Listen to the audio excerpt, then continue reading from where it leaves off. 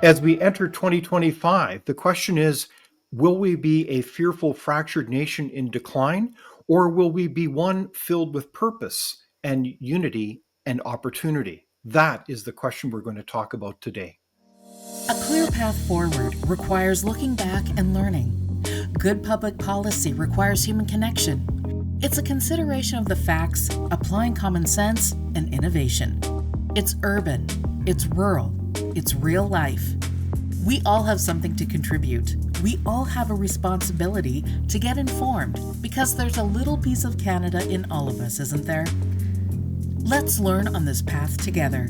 This is Leaders on the Frontier. So, with me here today to talk about this very important issue as we face 2025 together as Canadians is our friend and fellow at Frontier, Lieutenant Colonel David Redman.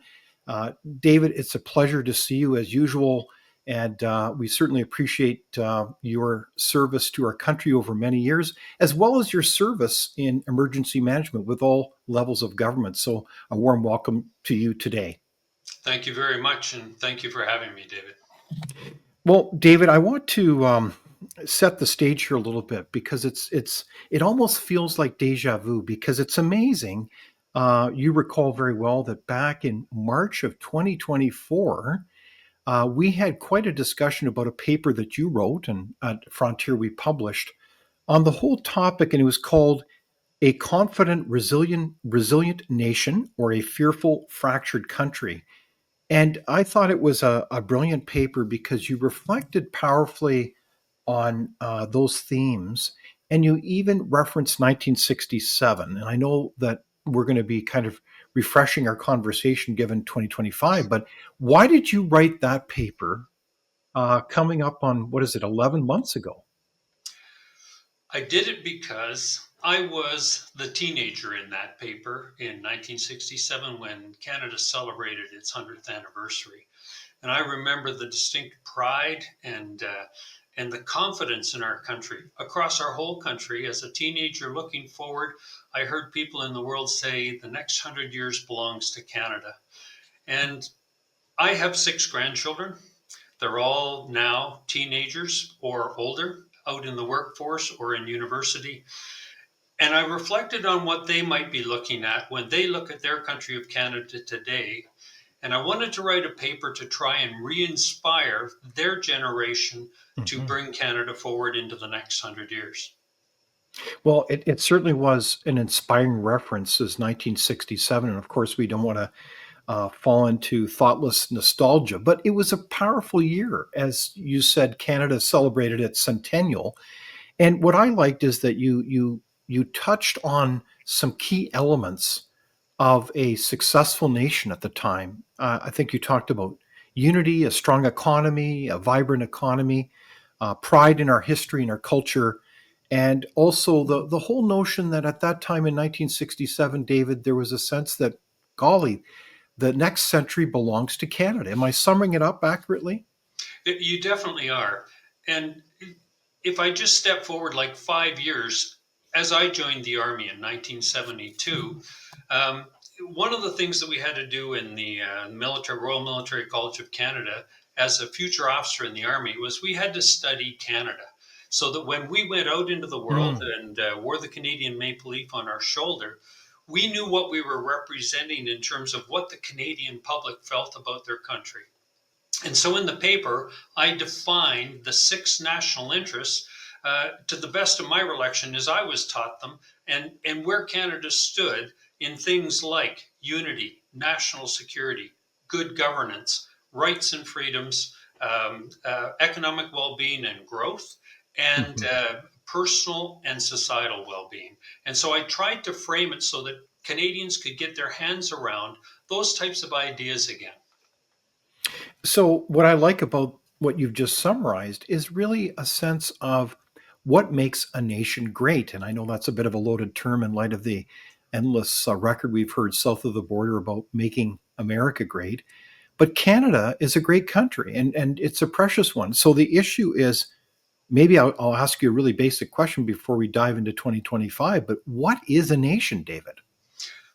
A nation is when a group of people with a common culture come together in a geographic area with defended borders. That's the Mhm. most basic definition, and you can look it up, you'll find it in the dictionaries. But a nation is when a group of people who have shared common best values and ethics come together with a belief that together they can do better, and that they're prepared to defend a geographical piece of the world that they call their country. And those are the two essential basic pieces of a country.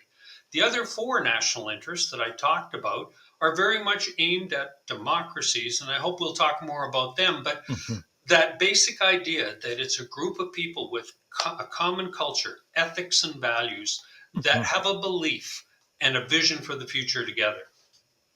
So it makes a lot of sense. Those principles, including policy principles, really ground our ability to be a successful nation. And so I guess the other question I'd ask is why do you think this discussion is even important for Canadians? I mean, a lot of this seems almost conceptual, but how does it impact us as Canadians every day?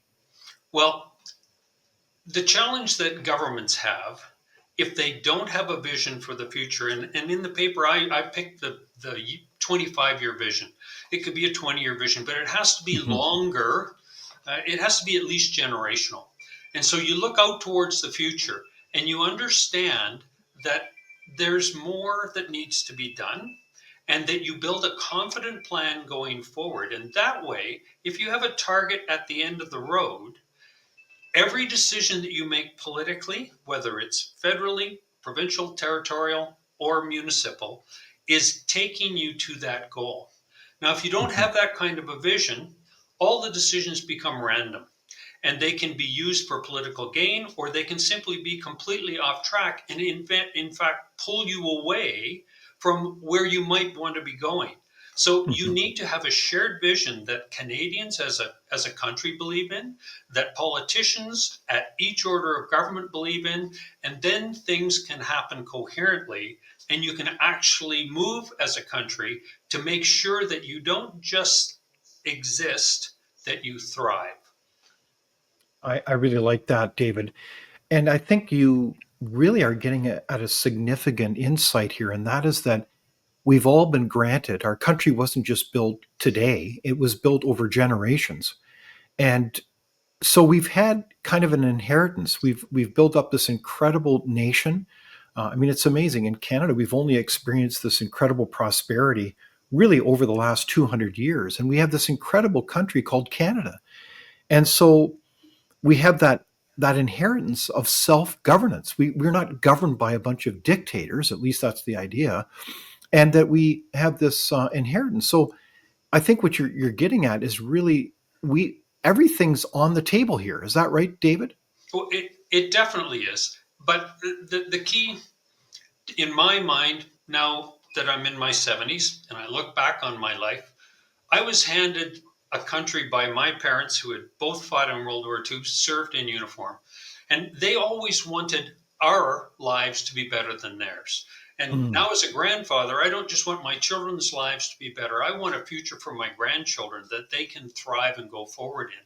And so each generation should be trying to make our country more coherent, more unified, and more progressed to thrive in the future. So it's very much a generational, passing a generation to a generation, and that's why I picked a 25-year vision, so that it outlasts any government. It actually outlasts a single generation. So you're always looking forward that next step, and trying to ensure that each of the six national interests are coherent together, and that you can move forward in a coherent fashion. Right on. Well, I really appreciated the paper. I certainly encourage people to look at it on the Frontier website and to share it. I think that really what you were advocating for is the continuation of the Canadian dream. And so, what I also thought interesting about the paper is, quite frankly, it was pretty hard hitting.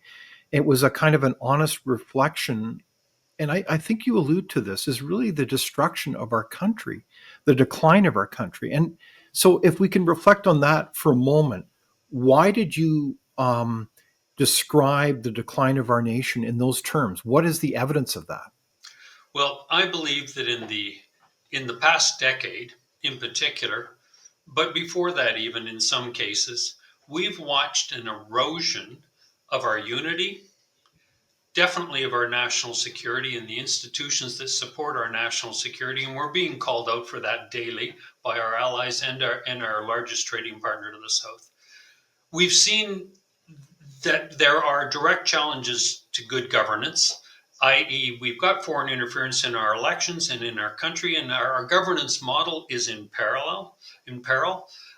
Rights and freedoms, we've seen them routinely denied in the last 5 years, starting with COVID in a horrible way. And people seems to have forgotten that there was an Oakes test and that there was a judicial process, and the whole idea of a cost-benefit analysis where you're trying not to do anything which will deny our right or freedom unless you can prove definitively that you will do less harm than good.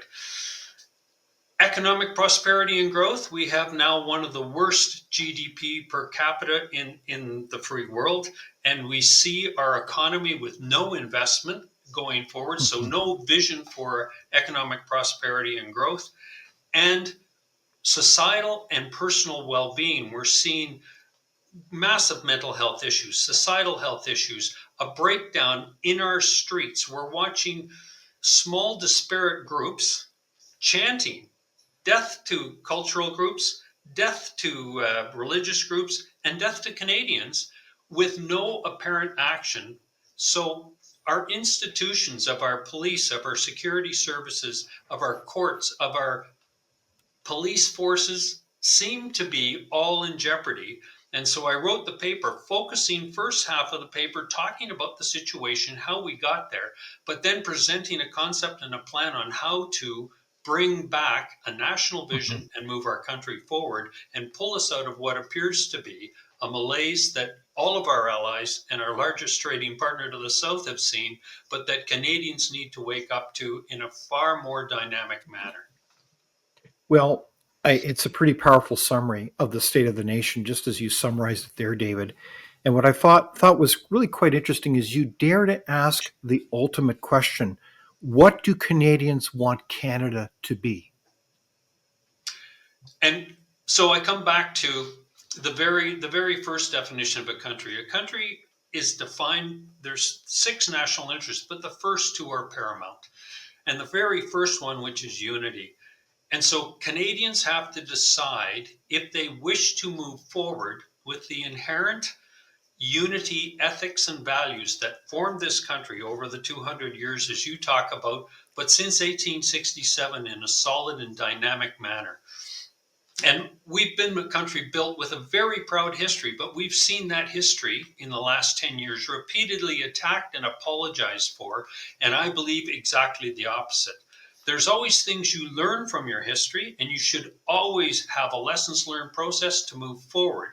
But it isn't about destroying your past, it's from learning from your past and building on a unity. The way we've seen mass immigration in this country in the last number of years, and in particular in the last 5 years, has been seemingly to destroy our unity and to destroy the historical foundation of our ethics and values. And I just use one example. Canada was one of the first countries in the world that gave women the right to vote and that reflected that women were equals, and equality in our society is a paramount initial value for our country. And yet we're seeing now in our streets groups that don't reflect that value, that don't believe women are equal, that women should be segregated from society. So the question that Canadians have to ask themselves is, which vision of Canada do they want? Do they want the vision of the Canada that brought us to this point? Or do they want the vision of Canada as a post-national state where the ethics and values are those of a completely disparate group of people that can change at will and that can be used as crowbars to break our society into smaller and smaller pieces?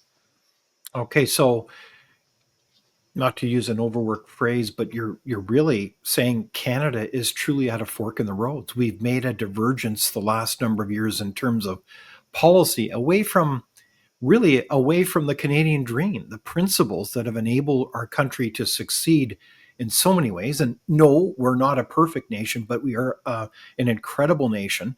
And that's ironically one of the reasons why so many people are interested in coming here. Although I hear from time to time recent Canadians who are saying, I'm going to make a U-turn. I'm going back. So enough said. We've got Canada at a fork in the roads, and that fork is even more clear in January of 2025. Is that right, David? And why? Absolutely correct. We have our largest friend and ally to our immediate south, and they're calling us out, and they're calling out us in a number of ways. And I just want to go back and make sure people understand this isn't the first time Canada's had this kind of a challenge from our neighbor to the south. If if you don't recall, when Pierre Trudeau came to power in 1968, one of the things he was going to do was completely withdraw from NATO. And it was made very clear to him in 1970 by the NATO alliance that no tanks, no brigade, no fighters in Europe, no trade with Europe. So that was one of the very first times in recent history where trade and national security were linked in a definitive way. Following September 11th, Paul Cellucci, the American ambassador to Canada, made exactly the same point. I met with him personally, one-on-one, when I was running counterterrorism in the province of Alberta. But he said it repeatedly in the press. He said time and again, security trumps trade. And, no pun intended to the President-elect Trump. And we were able repeatedly, time after time after time, to have to suck ourselves back and rebuild and show that we took our national security seriously in order not to be punished with our trade. And what we're seeing right now is, once again, our largest trading partner to the south is saying the same thing again. And Canada as a country has to realize that geopolitics in the world have changed. And where we used to be Europe focused, we now need to be Pacific focused, and we need to actually look and reassess where we sit in the world in every one of the 6 national interests.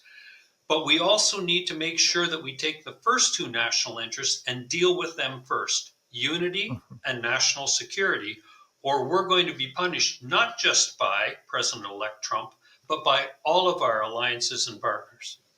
Okay, so there's a lot to unpack there, David.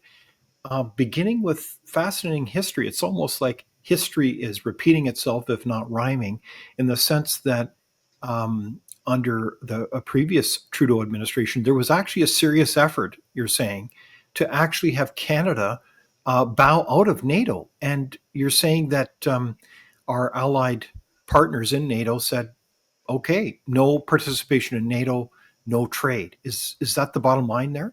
That was absolutely the bottom line. When I joined the Army in 1972, we had gone from a Canadian Armed Forces total, Army, Navy, and Air Force, of 105,000 down to 70,000 in a very rapid manner in the space of 2.5 years. And so when I walked into my first platoon in the mid-70s, I had a master warrant officer, 5 warrant officers, 1 sergeant, one master corporal, and all the rest were privates in a platoon of 85 because we had just started being allowed to recruit again. The armed forces today is in even a worse state, but I put it to you that the armed forces are just the canary in the coal mine, because we have destroyed our immigration forces, we have destroyed our border services forces, our Canadian Coast Guard. We've seen dramatic impacts on our intelligence services and the trust in our intelligence services. We've seen the similar things happening to our police forces, be they federal, provincial, territorial, and a distrust even in the revolving system of our courts. So national security as a whole is the basis of a strong and resilient nation who, first of all, has to have unity. And all of our enemies looking at Canada, as well as our allies, are looking at us as the weakest link. And when you live in a geopolitical situation where you sit on the border of one of the superpowers in the world, enemies of that superpower look at our geography as a way to get into that superpower to cause them harm while doing us harm.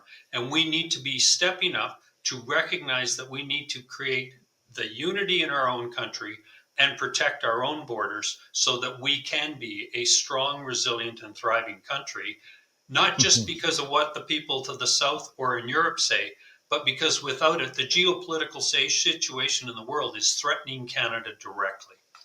All right, so let's just get at that clearly. Are you saying that the incoming president, Donald J. Trump, his tweets and misses that there will be a 25% tariff increase on January 20 around the corner here. That is a direct result because Canada has not really taken a number of its obligations, and particularly security obligations, seriously. Is that how you read this situation now? Okay, there's many facets to what President-elect Trump is doing. And so let's start with the security one first, and then let's switch to the economic one. But the security one, I think President-elect Trump is quite correctly looking at those first two elements, unity and national security, as his priorities as he's coming into power. And in the national security envelope, it's not just Canada he's looking at. Okay, he's looking at the Panama Canal, he's looking at Greenland, he's looking at the Chinese influence that has permeated into so many areas, coming into the Caribbean, working its way up through Central America, coming down from the north, challenging all the different avenues of approach into our continent. And so he is quite rightly making his mind up about his national security.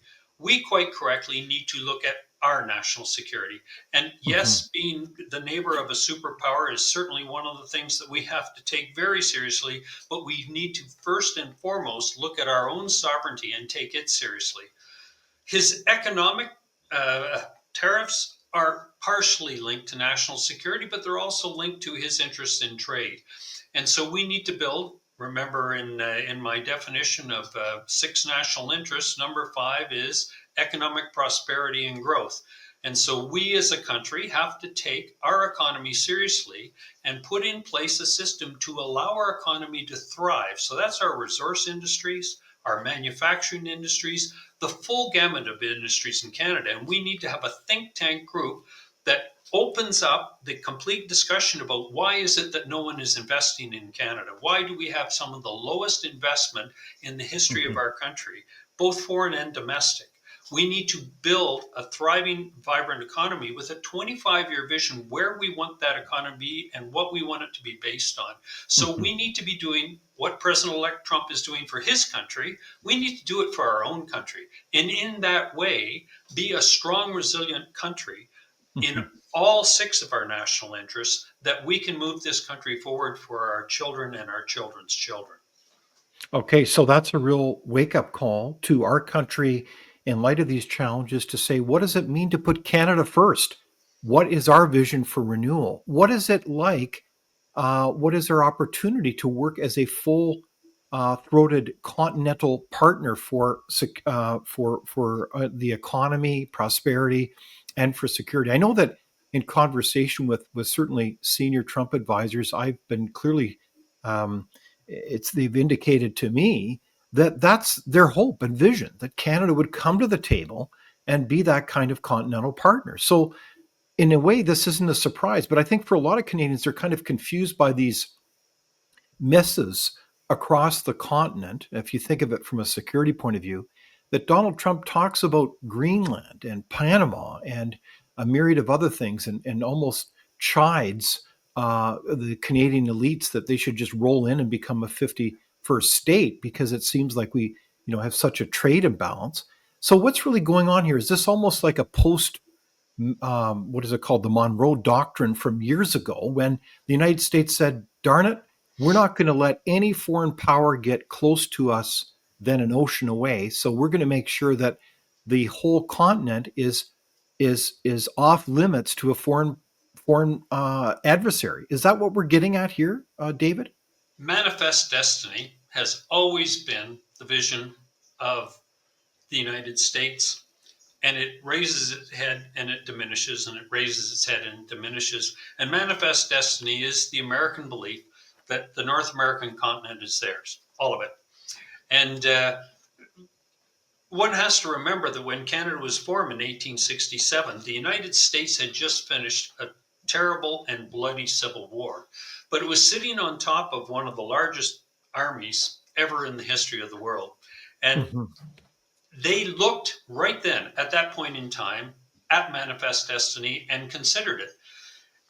And when Sir John A. Macdonald formed Canada, he formed Canada knowing that Canadians had a different history, did not want to be part of the United States, and he did it consciously reflecting on the needs of national security to show to the Americans that, number one, manifest destiny wasn't going to be easy if they were going to try and do it militarily. And number two, that it just wasn't in their interest, that Canada was a strong partner in the security of the North American continent, and that we shared common ethics and values in so many ways, not all, but in so many ways, and that working together was far better than trying to become one.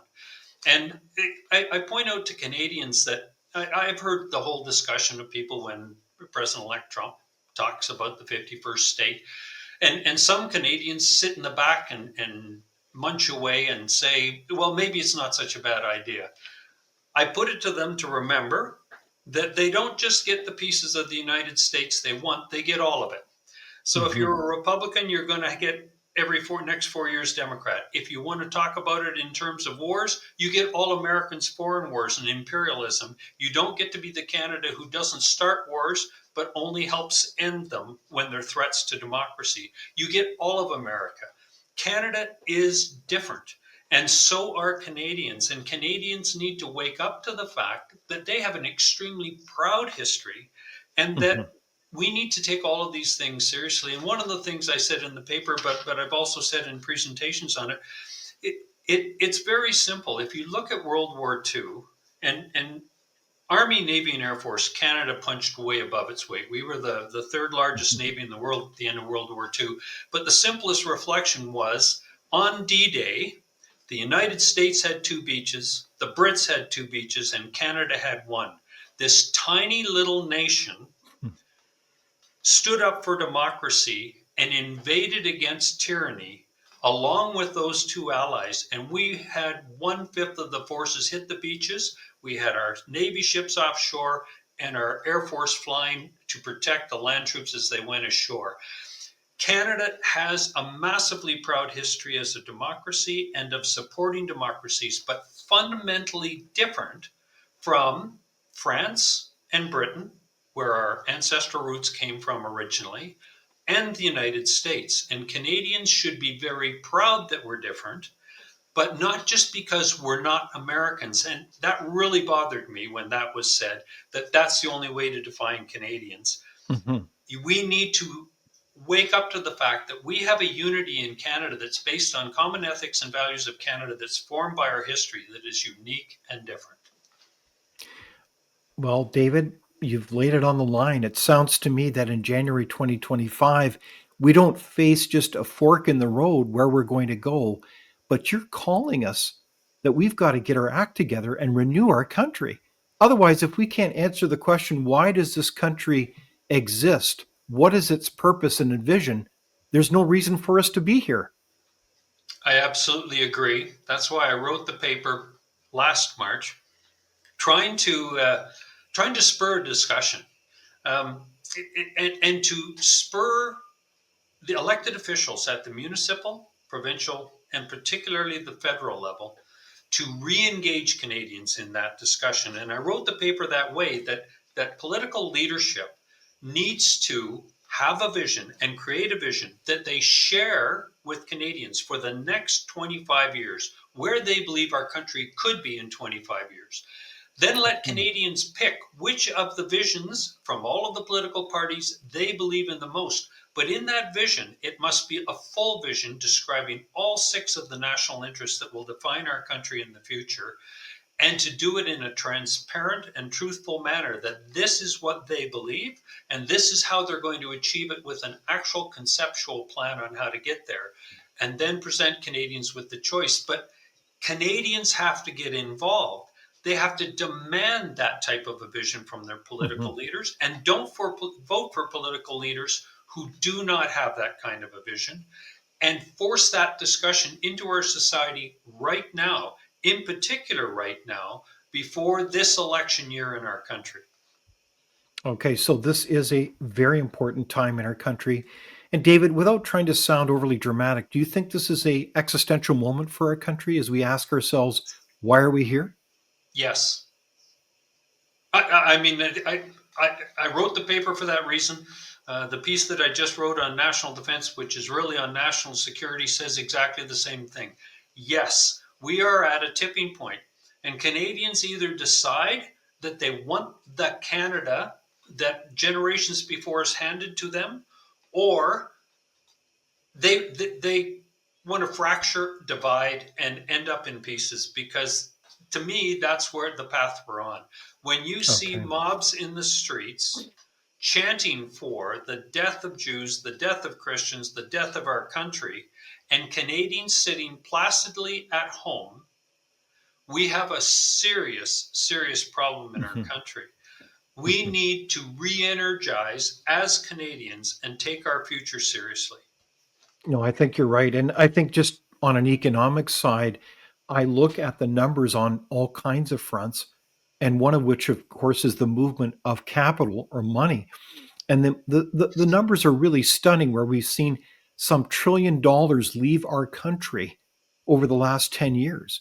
If that happens again, I don't know how we keep any semblance of a standard of living moving in this country. We're already approximately 35% less in terms of standard of living than the United States, and we continue to decline. So we are truly at, I think, an important inflection point here where you are asking the right questions, David. So, on that note, let's talk about a seminal priority point, and that is building unity in this country.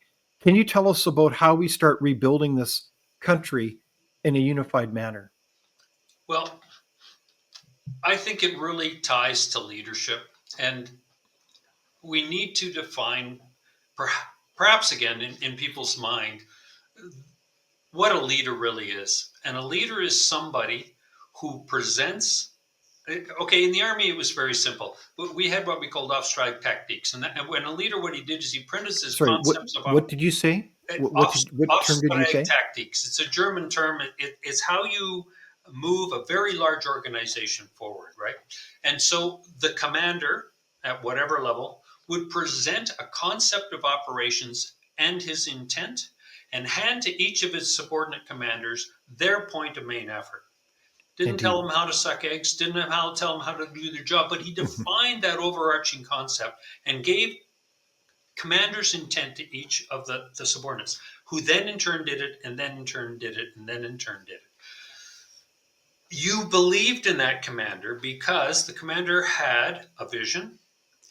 The commander had created unity in the group that he was working with, in this case, our country, and earned respect on a daily basis, and earned respect by using confidence, never fear, by Mhm. making sure that he told the truth, the whole truth, and didn't pull pieces back, hide them, or constantly change what the truth was. Indeed. And sometimes the truth could be ugly. So leadership is that ability to inspire through personal example, but by giving a very clear concept, vision for the future, and then breaking the pieces up so that they're manageable and can be done. And so, what I expect of federal political leaders is to be that inspiration and to inspire the Canadian public with a concept for the future. But I expect Canadians then to participate in that entire discussion Mhm. and not to be in divisive small groups, but to come together to try and create each of the elements of that vision. Okay, so you're calling for principled leadership, as you've defined, as well as principled citizens to come together and join hands Correct. and with the attitude of rebuilding and renewing this country. You know, there was a presentation at the National Citizens Inquiry in Red Deer, Alberta, in 2022, in April 2022, by a lady who had survived in Poland during the Solidarity movement. And she was there pleading with Canadians uh, during the COVID crisis to take their rights and freedoms seriously. And the one thing that she noted was that nobody wanted to join Solidarity because it was way too dangerous. That they were going to be Hmm. trampled, thrown in prison, tortured to death. But they all finally joined the Solidarity movement in 1981 when it impacted them directly, and they had to line up for bread and meat, and their economy was in tatters. Well, I make the analogy that Canada's economy is in tatters, that 25% of our population is going to food banks, that we're looking at an economy that's imploding. Isn't it time for Canadians to realize, like that lady told us in Poland in 1981, now is the time, now is the opportunity to define Canada and to be part of building Canada. But they have to do it through action with their voices and their feet. And it's time for Canadians to stand up. Now, David, you and I have talked many times. You know I'm an evolutionist, never a revolutionist. Hmm. I believe that we can evolve this country back in the next 5 years to a point where Canadians go, wow, that was close, but look where we are now, and look where we're going to be in 25 years. And so evolution is the way forward, in my opinion, but we need to be engaged with a well informed public who takes their rights and freedoms seriously and engages back in their democracy. Right on. So let's re-engage here. If we talk about institutions, I know that we've had colleagues that have, and I certainly am one of them, that have half joked that we need an intervention when it comes to many of our institutions in Canada. I think of education, for example, where we need to be focused on education, the ABCs, if you will, and performance that enable people to graduate as critical thinkers, but also able to be employable. Are you concerned about those institutions such as education and that they need to be renewed? And how do we go about that? So, in the six national interests, personal well being and societal well being, to me, the key, as always, and as in all my presentations on the COVID response, the key is our children. So, in the paper, I described the evolution of helicopter parenting to bulldozer parenting. It covers 40 years, 20 years of helicopter parenting, 20 years of bulldozer parenting. And what those two concepts did is they removed the desire to accept risk from all individuals and transferred it to the government. That Canadians have got to the point that they think the government's job is to manage the risk, it's not their job.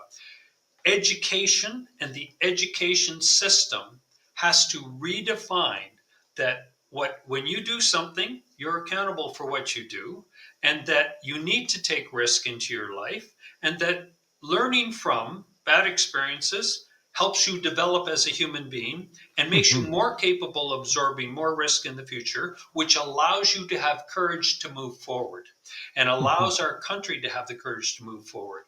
We need to take our education system, in my opinion. Okay, so let's talk schooling and education.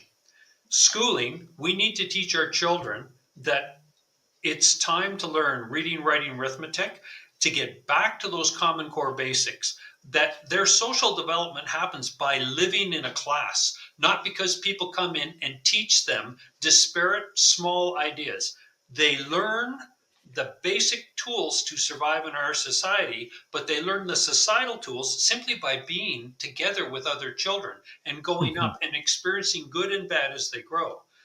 Now, let's go to education. Our universities, in particular, our graduate schools, our postgraduate schools, need to focus on the things that will make our country thrive. And Mhm. thriving isn't based on breaking it by social divisions or by societal divisions. It's done through learning STEM, the scientific, technology, engineering. We need to get back to the basics of how to build a free market economy in our country through our academic institutions and stop trying to use them as social experiments as we move forward. So, all of academia Mhm. needs to Well, refocus. well, it sounds like a very important vision that you're articulating. It's interesting at Frontier, we've had many fellows articulate the importance of learning from other countries, such as Sweden, where the money doesn't flow to some kind of woke bureaucracy, but rather it goes to the parents and they choose the kind of education that best suits their child. And that to me seems to be a model of empowerment. And that kind of public policy, I think, would be a great breakthrough in this country. Um, and it's interesting you reference the universities. I mean, recently we've heard about pronouncements made by the president of Alberta, of all things, saying that they're going to move away from this mantra, this ideology of diversity, equity, inclusion. Do you think that's really sincere? Is that actually uh, significantly on track, or is that just putting lipstick on a pig? I think it's time we drop all of the processes that try to achieve a break of our unity and to break Canadians into smaller and smaller groups. And so, whether it's done through social engineering or whether it's done through multiculturalism, I put it to you that each individual should be accountable and held self responsible for themselves, and that we should be promoted on merit, not because Hmm. of who or some artificial designation that we invent and constantly change. The words that I see coming out of the social cultural groups in the last little while take me right to 1984, because the terms change every time and new speak is Yes. constantly invented. So let's get back to basics and have education and schooling aimed at trying to create the Canada that we want, where we are a unified country, and stop trying to divide us into smaller and smaller groups through social experiments. Right on. So, speaking of experiments and word speak, you mentioned about the importance of unity. Has multiculturalism been a failure from your perspective? Yes. Now, let me make it clear. There are countries like Switzerland who have three cultures that make up their country. But at the base of that cultures, those three, the Italian, the German, and the French, are the same common core of ethics and values. And that's why I constantly talk about ethics and values to unity rather than culture to unity. When you have a culture that has different ethics and values, and that you support those people coming into a country, what you're trying to do is break up the ethics and values of the country you've got.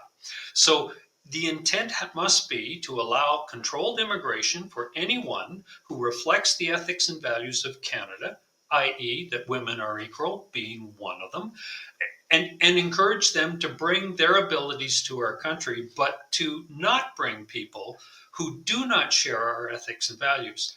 So the whole concept of multiculturalism, if you are proud that your past culture is wonderful, that's great. And you should be allowed to celebrate it in any way you wish, but you should never get government tax dollars to do it. And in Mhm. Canada, the multiculturalism concept that Pierre Trudeau brought in was based on funding these groups with the intent of keeping them separate, not to bring them together into the Canadian culture. Cultural groups that share our ethics and values should be welcomed and encouraged to join our community on a controlled basis in the measure that they can be brought in and can join into our country, not in an Mhm. overwhelming manner, but in a controlled manner. Those Mhm. cultures that do not share our ethics and values shouldn't come. And lots of people look at me when I say something like that and say I'm a racist and a terrible person. But I put it to you that some countries don't, who have supposed same ethics and values. Let me use the example of the Palestinians. Why is it that Egypt, Jordan, Saudi Arabia, all the other culturally the same countries won't allow those people in? Because they don't Mhm. share their same ethics and values. Right. You've got to look at the totality of a situation. And as Canada as a country wants unity, then we need to defend our unity and not intentionally try and break it. Well, it's interesting you mentioned the importance of having a unified vision of citizenship because that was really the founding vision from the founders of our country, including the great Sir John A. Macdonald, who articulated the idea that you could come from anywhere in the world and come to Canada and still be a citizen of Canada, regardless of your background. And I think that's a really precious gift and extraordinary vision that is unique to our country. I agree. And to me, the common shared ethics and values need to be defined by a leader. Now, I've written a piece that I'm hoping sooner or later I can have a large discussion on. But the whole point of it is Canadian leadership, be they federal, provincial, territorial, or municipal, need to present their vision of what the unity of our country looks like and what those shared ethics and values are based on the proud history of our country and where they intend to take it. And so we need to stand up and define those, because routinely, when I was in uniform in very awful places with a little Canadian flag on my shoulder, I had the citizens of those countries coming up to me with absolute admiration for Canada as a country and what it stood for in the world. And they had no doubt what Canada stood for. And I find it unconscionable that a Prime Minister of Canada would ever say that we don't have a common culture, that we don't have a defining set of ethics and values, and that we're a post-national state, and that it's time for us to embrace that globality. Canada's different for a reason. It's called history. We got here through a long path, sometimes not pretty, but constantly evolving. And we need to continue to do that, reflecting the ethics and values that the rest of the world used to look at Canada and say, that's where I'd like to go if I ever could. Right on.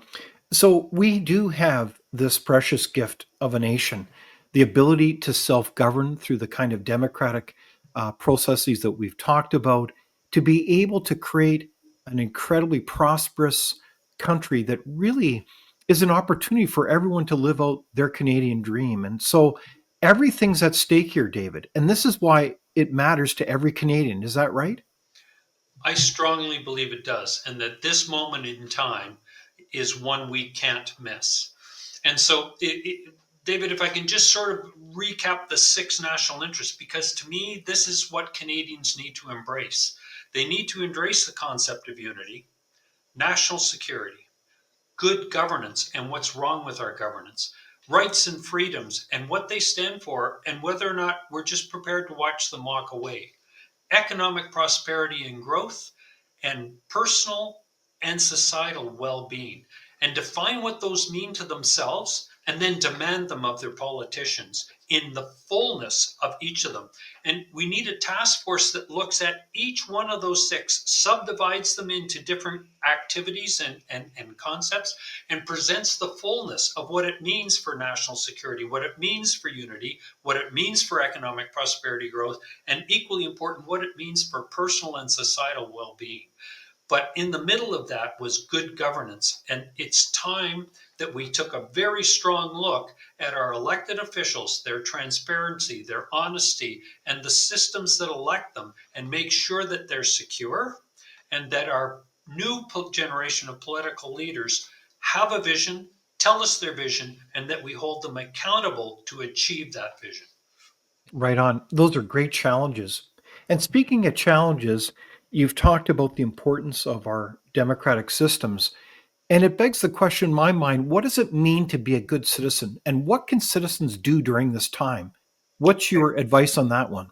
You know, one of the things as a soldier and as an emergency manager I was taught constantly was you always bring the best experts you can find for each piece of a problem. A problem needs to be broken into its subsequent elements, and you will bring the expertise required. If you haven't read the book Reconnect to Canada by Eva Chipiuk, you need to. The whole purpose of the book is to refocus Canadians on good governance and on what their job as Canadians is in it, and how you re-engage by talking on a routine basis to your elected officials at the municipal, provincial, Mhm. territorial level, telling them your expectations, and when they don't meet them, bugging them, standing up and going to council meetings in your municipality, attending in the legislature in your province or territory, taking the time once every 3 to 5 years, going to the federal government and sitting in the gallery, watching what goes on, making sure the elected officials know you're watching and know what your expectations are. Write to your elected officials, write Mhm. to them constantly, present your concepts, ideas, make sure they get the information and make sure they respond to you. Hold them accountable. The system of our democracy is one of a well-informed and interactive public. We need to be that well-informed and interactive public. If you don't understand an issue, research it, talk to your elected official about it, and get them involved. If you're so inclined, run for government, become an elected official, even if it's on a school board, even if it's on a local municipal family support center. No matter what it is, engage in your society and become part of it. But spend every day in your own way being an activist for the pieces of your country that you strongly believe in, and tell your elected officials what you believe they should do. I can't recommend it strongly enough. Eva Chipiuk's book, Reconnect to Canada, that's what it's all about. It's trying to Excellent. get people to understand how they can re-engage in the government of this country. Well, I love it, David, the way you're challenging us as citizens to get involved. It reminds me of a former president's great phrase: do not ask what your country can do for you, but what you can do for your country. So, Absolutely. regardless of your party background or stripe or who you are, get involved.